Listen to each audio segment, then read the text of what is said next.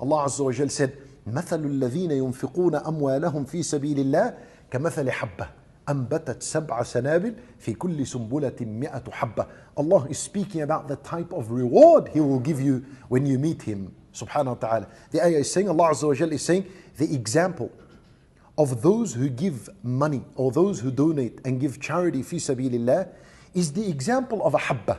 What is a habba? A seed. A seed. كمثل حبة أنبتت سبع سنابل. What does that mean? Anyone know? يعني this is one seed. We put it in the earth. We water it. As a result, a plant grows and 7 spikes grow.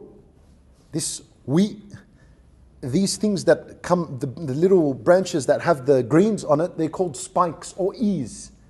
7 of them grow, and on each one there is mi'atu habba.